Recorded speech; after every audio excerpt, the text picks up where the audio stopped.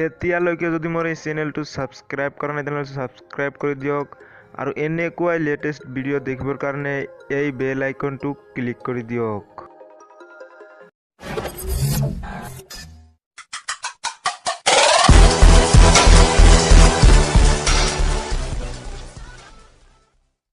Hello' দোস্ত, আহি গ'লো নতুন এটা ভিডিঅ'লৈ দোস্ত।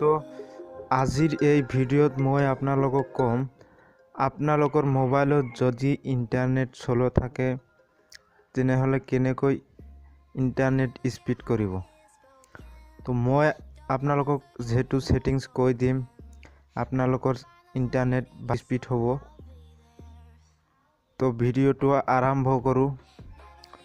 প্ৰথমত আপোনালোকক যাব লাগিব আপোনালোকৰ মোবাইলৰ ডায়াল পেডত গৈ ইয়াত সাৰ্চ কৰিব লাগিব *#4636# তাৰপিছত আপোনালোকৰ এনেকুৱা তিনিটা ইণ্টাৰফেচ আহি যাব। আপোনালোকে প্ৰথমত দেখিব পাইছে ফোন ইনফৰমেশ্যন, আপোনালোকে ইয়াত ক্লিক কৰি দিয়ক। পিছত আপোনালোকে দেখি আছে ইয়াত GSM অনলি, ইয়াত আপোনালোকে ক্লিক কৰি দিয়ক। ক্লিক কৰি দিয়াৰ পিছত আপোনালোকে তলত আহক। তলত আহি ইয়াত আপোনালোকে দেখিব পাইছে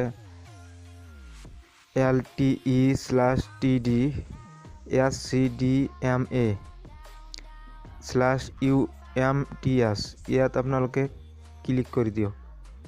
ক্লিক কৰি দিয়াৰ পিছত আপোনালোকে তলত দেখিব পাইছে ৰিফ্ৰেছ, আপোনালোকে ইয়াত এবাৰ ক্লিক কৰি দিয়ক। মাৰি দিয়াৰ পিছত আপোনালোকে বেক আহক। বেক অহাৰ পিছত আপোনালোকৰ মোবাইলটো 1-2 মিনিটৰ কাৰণে ছুইচ অফ কৰি ৰাখক। তো দোস্ত, আজিৰ ভিডিঅ' এইখিনি দোস্ত। ভিডিঅ' যদি ভাল লাগে তেনেহ'লে এটা লাইক কৰিব আৰু মোৰ চেনেলটো ছাবস্ক্ৰাইব কৰিব।